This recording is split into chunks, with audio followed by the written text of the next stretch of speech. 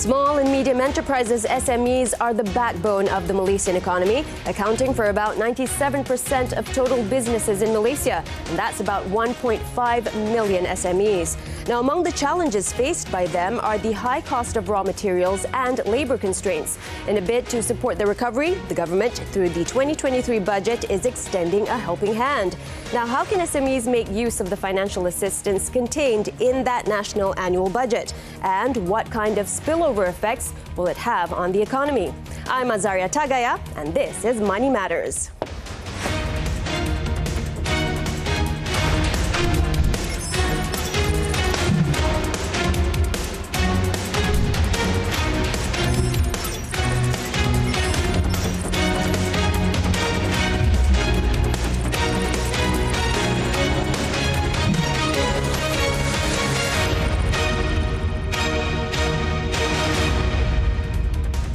Hello there and good evening. We're back from our 3-month break, so welcome to our first episode today. To speak with us today, we have the Small and Medium Enterprises Association SAMENTA President, Datuk William Ng. Datuk, hi. Thank you so much for making time for us on Money Matters. Yeah, good evening and thank you for having us on the show. It's our pleasure. Thank you so much. How are you? Very good, thank you. Good, Yes. good. Now, we also want to know how SMEs are doing, basically. Now, the government in its 2023 budget has said that it wants to ensure that local SMEs are once again more competitive and also able to expand their businesses further and their business capacity. So how far have the measures in the budget helped? And also, while you're at it, could you take a step back and enlighten us on the engagement sessions that were held between the SMEs and the government before the tabling of the budget? What are some of the main issues of concern that you felt needed immediate attention by the government, and how have these been addressed? Well, you must remember that we have just came up from quite a lengthy pandemic period where many SMEs were forced to essentially just close down the business or operate at half the capacity. So the key issue for many SMEs is primarily cash flow. A lot of the fund has been used up during the pandemic to pay for salary, to pay for rental, and to pay for raw material and so on. Yeah. And a lot of this has not been replenished until now. So that is the key number one issue for SMEs. On top of that, we had a labour crunch because many of the workers, both local as well as foreign workers, went home. Could be back to their own country or to their own state and so on. And they're not coming back to where the factories are, to where the plantations are, to where the SMEs are. So we have a serious labour crunch up until recently, where SMEs are just complaining every day they want to operate. They already now have new orders coming in, but they simply cannot operate because there's not enough staff. So that is the second issue. And the third one, and it's still ongoing if you ask me now, is really the rising costs of goods. So the rising cost is not just for consumers. We feel our Milo going up, we feel our data rate going up in price, but for manufacturers and SMEs in general, our input costs are also gone up. Sometimes double, triple. Steel prices have gone up. Egg prices have gone up, and this is affecting SMEs in all industry and in all sectors. So this is crucial. But we're quite fortunate that over the past year and a half, we have been liaising very closely with many government agencies, and we are seeing a lot more engagement today than compared to, say, 2 or 3 years ago. And we're quite happy that a lot of our views are being listened to by the various government agencies. We have met Bank Negara, we have met MITI, we have met KUSKOP, we have met MPC, Matrade, MIDA. Essentially, almost every agency that is in charge of the economy has met up with the association and SMEs in general to listen to our view, and in the process listen to some of our proposal in terms of the solutions that we can have to address this issue. And as a result of that, I can see there's a huge change. One example, for example, is that we were complaining that there's a huge backlog in terms of foreign workers coming in. And this is bureaucratic because on the one hand, we say, look, we need to open up more jobs for Malaysians. On the other hand, we are saying that, look, the Malaysians are just not interested in some of these jobs. And because of this bureaucratic debate, it took a long time for approval to be processed and to be approved.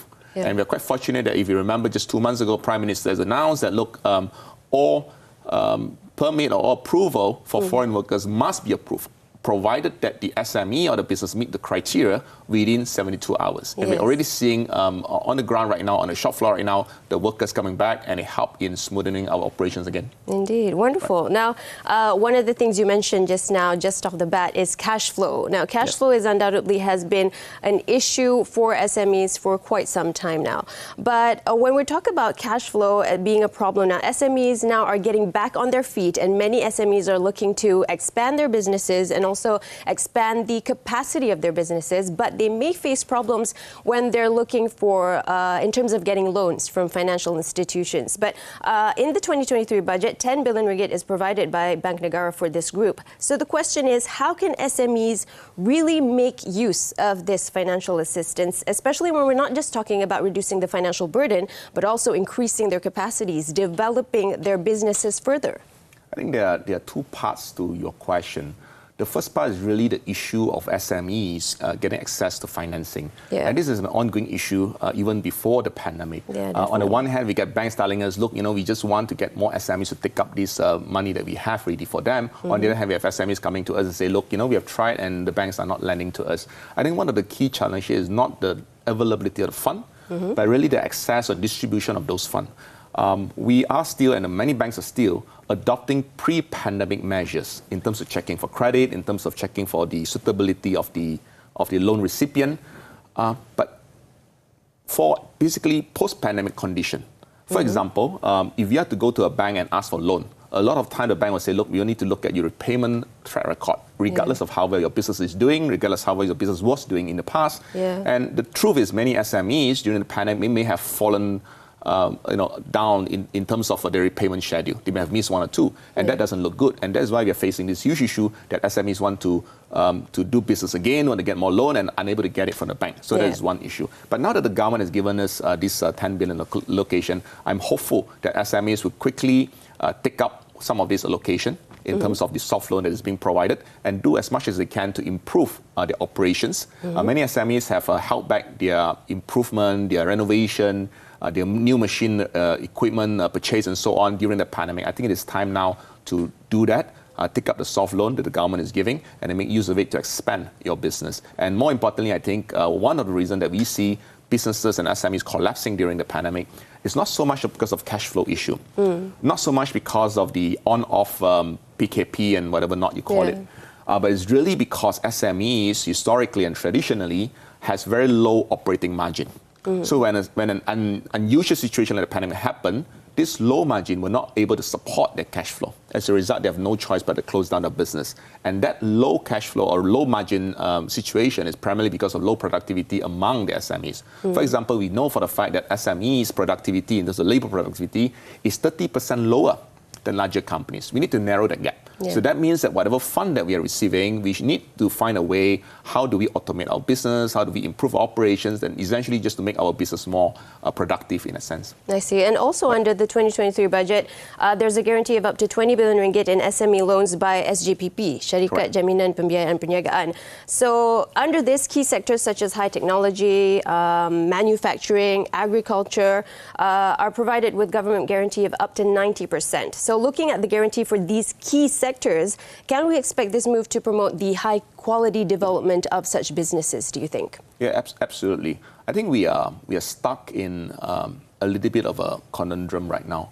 In the past, Malaysia is always seen as a low-cost manufacturing base. Now that has more or less been taken up by other neighbours. At the same time, we are simply not high-tech enough, like some of our neighbouring countries again, to be able to take up high-tech jobs. So we are neither here nor there. And that is an issue that is facing not just SMEs, but the economy overall. So the way forward, really, we cannot go back to the low-cost labour regime. So the only way forward is really to adopt more high-tech operations, more high-tech industry. This calls for SMEs to really invest more into R&D. So this $20 billion that is being provided as a guarantee under SJPP comes in handy, because it actually forces or rather encourages the SMEs to really think of what kind of investment that we need to invest in R&D, to invest in automation, to invest in digitalization, so that we can move our game upward in terms of the entire supply chain. I think now we are really talking about a reverse supply chain. If in the past, if you look at the electronics industry, for example, we have a sizable electronic industry. Most of it is actually based out of Penang.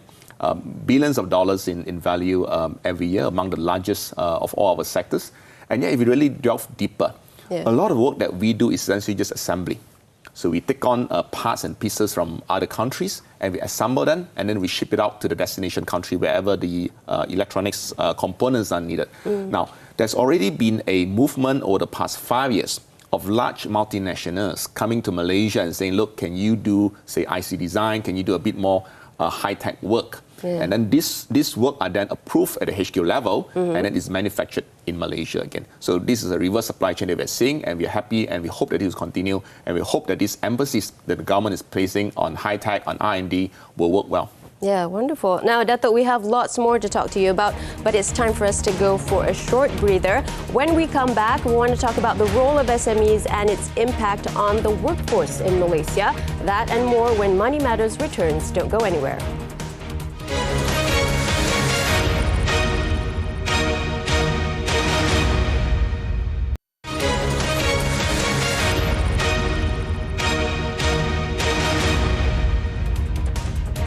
Welcome back on Money Matters. Thanks for staying with us. We're still with the Small and Medium Enterprises Association, SAMENTA President, Datuk William Ng. Now, Datuk, it's undeniable that traditionally SMEs in Malaysia employ a large proportion of our workforce. And now that many SMEs are getting back on their feet post-pandemic, which is also in part due to the initiatives under the 2023 budget, do you foresee these companies playing a more prominent role in terms of addressing the matters of unemployment and also underemployment in Malaysia?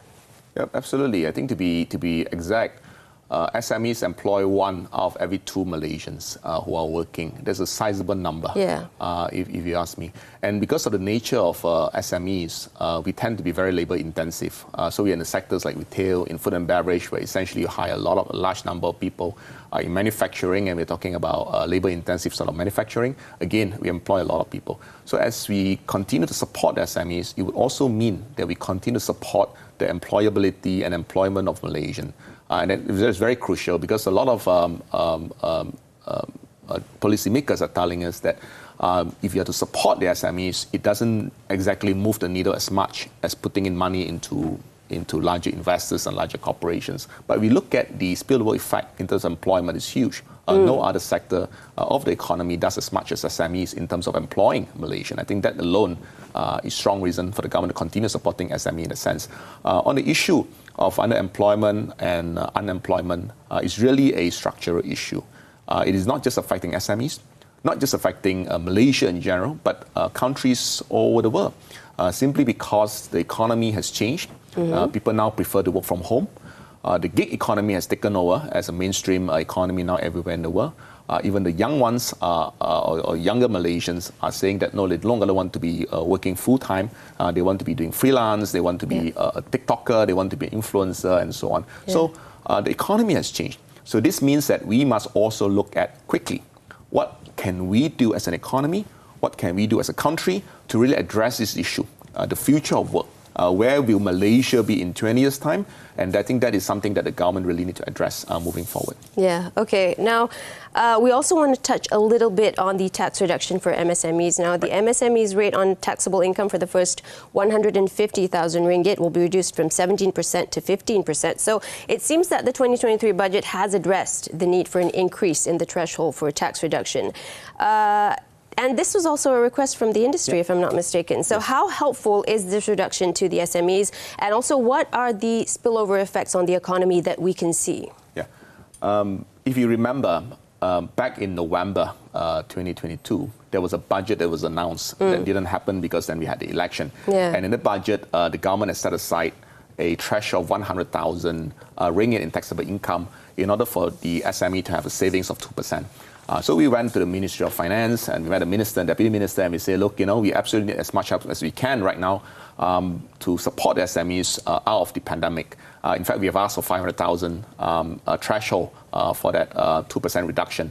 I think then the government listened. But the government said, look, we also need to support the other segment. We also need to support the other sector. So we will increase the threshold from 100,000 to 150,000. What this means is that for most SMEs, the government is giving back rebate in the form of tax amounting to 3,000 ringgit to every SME in the hope that some of this money can then be pumped back into the economy to have the spillover effect, the multiplier effect that we're talking about. And this is very crucial because whatever savings that we have must absolutely go into the areas that we talk about, which is digitalization, automation, and how do you basically make your business more productive. Yeah, indeed. Now, we'll talk more about digitalization in just a bit, but we also want to talk a little bit about sustainable technology startups. Now, 2 billion ringgit in financing facility has been provided by BNM to support sustainable technology startups and also help SMEs implement low carbon practices. So currently, where do you see SMEs in these two areas, sustainable technology startups and also low carbon practices? Now, traditionally, over the past 5 to 10 years, a lot of the low carbon practice or the ESG transition originate from the principle, i.e. if you're exporting your product to Europe, you're exporting your product to more developed markets, it is mandatory for essentially for you to be able to declare how much carbon emission that you have. And because of the drive and globally mandated reporting on sustainability using GRI, for example, and there's a scope 3 where vendors, large multinationals who buy from Malaysian exporters would need to know how much carbon are used up or created in the process of that.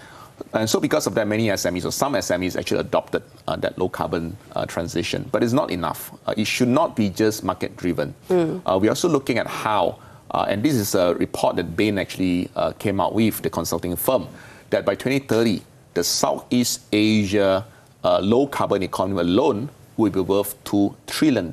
It's a huge amount of business. So in my mind, if we are to encourage the SMEs to transition and to transition more quickly, we don't just use the stick approach, but also the reward approach. So on top of telling them, look, it's absolutely crucial, it's a lifeline of your business to be able to say that you're now not a carbon emitter, that you are now in a low carbon economy. At the same time, there's a huge opportunity for SMEs to benefit from the low carbon economy. One example, for example, is a manufacturer of a, say, plastic cup, right? So if this person can transition from selling or manufacturing just plastic cup into something that is recycled, something that's recyclable, something that's low carbon, for example, it opens up a whole new market and economy for the person. So it's not just about compliance, it's also about the opportunity that this economy presents. I see. And with this 2 billion ringgit set aside under the facility, under BNM, do you think this will encourage more businesses to be ESG compliant? Absolutely. Being ESG compliant is not cheap. Right? It is not as easy as, I just do a checklist and I'm done with. For many manufacturers, it would mean a change of the equipment. The ones that are 30 years old, you cannot use them anymore, simply because 30 years ago, the carbon emission and today is very different. So you need to transition into more newer, more energy efficient equipment, and that costs money. So this low carbon transition fund comes in very handy for businesses that want to transition in a low carbon economy, and I think that is something that is that I would say the government has done very well. Indeed. Wonderful. Well, Dato', it's time for us to go for another short breather. We'll be back after this on Money Matters with more from the president of the Small and Medium Enterprises Association of Malaysia, or SAMENTA, Datuk William Ng. Money Matters is going for a short break. Don't go anywhere.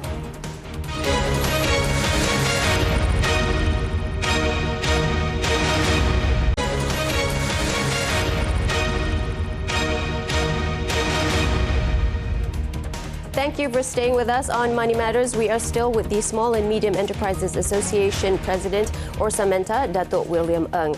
Now, Dato', we want to talk a little bit about adoption to digital technology, which you mentioned a little bit just now. Now, we know it's obvious and it's undeniable that this is very important for businesses, not just SMEs, but all businesses, to move further, to expand their businesses, and also widen the reach of their products and, more importantly, their services. So, for digitalization, there is the SME Digitalization Grant Scheme and the Automation and Digital Facilities for SMEs. So, my question is, are businesses in Malaysia adopting to digital adoption as quickly as we would hope for them to be adopting this technology? Right.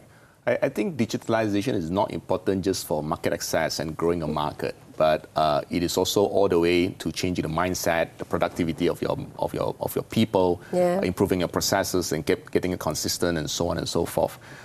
The digitalization grant, the 5,000 ringgit matching grant that the government has actually been dispersing over the past few years has been very helpful to get the SMEs going in terms of digitalization. So it's a strong incentive. It's one that I think SMEs look forward to. However, that has now due for renewal, and we strongly encourage that we continue this grant, but with a bit of change. In the past, the amount is 5,000. We're hopeful that this amount can be increased, but at the same time, we need to ensure that the SMEs who are actually taking up this grant truly uses them. We have already received some complaints or comments from some of the SMEs and vendors who say that, look, SMEs, they do not know how to digitalize. And it's very common. I want to digitalize the business, I don't know where to start. So what I do is that I would then approach a vendor, or I get approached by the vendor who tell me, look, these are the things that you need, and these are how much that you have to pay in order to do that. Now, for the vendor, not all vendors actually believes in the same thing as you believe in. Because you own the business, they don't. For them, it's essentially just trying to get you to use up as much services as they can. So there's a slight mismatch there that we want to correct. So we hope that while we are encouraging the government to continue giving out this grant, and I think it's effective, in fact, we want the government to actually increase the sum that is given under this grant per company. But at the same time, we also want to ensure that the government look into how we can track the usage of this grant, as well as the result that come out from the digitalization process. So SAMENTA, for example, is working on our own SME digitalization roadmap, where we're trying now to work with a few government agencies to see how we can then best track this grant, how these SMEs uses this grant, and what is the end result from this grant. So that has to be the process. It's not just giving the money, but ensuring that this money go to the right place and being used effectively and correctly. I see. So what are some of the issues that you've come across so far? Is it just the adoption to technology, or is it just the awareness that they're not really aware of how to use it to further their businesses? What's the issue there? I think it's a combination. It's a time and resources. One is, of course, there are some SMEs who basically say, look, everybody knows that you need to digitalize. Even the roadside curry puff seller knows, digitalization is essential. So we have already moved past that. I think the pandemic has done that part in terms of awareness. Everybody knows digitalization is the future. The issue is the know-how, as well as the competing requirement and resources. Time in this case. For a lot of SME owners, it is between serving more customers, thinking of new market, looking at new ways to improve their business versus investing in digitalization. So it's always a competing priority now. So it's really about us continuing as an association, as a government, as a society in general, continuing applying this pressure and reminding people that digitalization is important, and at the same time allowing for more examples or role models in terms of businesses that these SMEs are to actually shine after digitalization. Then they learn, my competitor or somebody in my industry are doing well. It's time for me to do the same as well. So that actually helps a lot in terms of getting them to digitalize. I see. To show them how it's done, basically. All right. So when we talk about adopting new technologies globally, disruptive technologies has also been making a mark, such as AI, ChatGPT. So with these new kind of disruptive technologies in place, we know that 30 years from now, we cannot do business the same way that we are doing it today. So what is your take on this, on AI and the evolving business landscape? If you think about it, disruption is not something new, and it's not driven just because of AI. I mean, business has been disrupted for hundreds of years, and in recent years, tens of years by the internet, by digitalization, etc. So having ChatGPT, AI, and so on coming in is not something new, and it's something that we should be fear about. But what we really need to do is really to change the Malaysian SME mindset. For the longest of time, even now, we're very much a tech consumer. Right? We learn the best tech from overseas, we buy them and we use them internally. There's very little innovation coming out from Malaysia. And I think this has to change. We should no longer be talking about looking east, looking west, looking north and south. It's really about how do we become an innovative society. SMEs must no longer adopt this principle in the 1980s, where we keep talking about buy Malaysian product, and if you don't buy Malaysian product, means you're disloyal. You must manufacture your products in Malaysia because that is how you contribute back to the economy. I beg to differ, because I think moving forward, the world has become more globalized. We have ASEAN now, we have got WTO, we got CPTPP and so on. I think it is about Malaysian SMEs, Malaysian businesses creating products, creating services, innovating them, and then essentially manufacturing it in anywhere where it's more cost effective. So the focus should be less on cost, should be less on where we manufacture them, to really ideation, to really innovation, and how we can transform from being a tech consumer to a tech creator and tech innovator. Yeah, I think that is something that we must do. That is the vision. That's what we're working towards. But in terms of the local SMEs now, how well do you see them responding to these rapid developments in technology and disruptive technologies? Yeah, many has been displaced, to be honest. Many has been displaced. They simply do not know what to do, how to go about it. People are panicking because of this new surge of technology. I think things will normalize and it need quite a lot of hand-holding. There will be businesses, unfortunately, whether we like it or not, that will not make it simply because their business or the owner are not able to change fast enough. For the rest of the SMEs, the bulk of them, we're doing our best to ensure that they understand that change is coming. Don't be afraid of it, accept it, and then change accordingly. I see. All right. Now, well, talking about guarantees will also be expanded to financing by non-banking financial institutions such as credit leasing companies and also cooperatives. So how far can small businesses go with this arrangement in place, do you think, Datuk? Yeah, I think this is quite an essential area that the government is doing what they can to do. Many SMEs continue to find that while they are a viable business, they simply do not have the kind of guarantee in terms of properties, in terms of cash in the bank, to be able to go to a bank and ask for money. And banks tend to be a bit more conservative in such situation. So the fact that the government has come in and say, look, we provide this guarantee, it helps to actually reduces the risk for the bank, at the same time ensure that SMEs who are viable are able to continue getting loan. So I think this is very crucial. All right. Well, Datuk, it's been wonderful speaking to you, but that's all the time we have for Money Matters on this episode. Thank you so much once again for making time for us on the show. Well, that was SAMENTA President Datuk William Ng. Now, for the past half an hour, you've been with us on Money Matters. Do join us again next week, same time, right here on TV3 for more money insights that matter. I'm Azaria Tagaya. Thank you for watching and have a great weekend.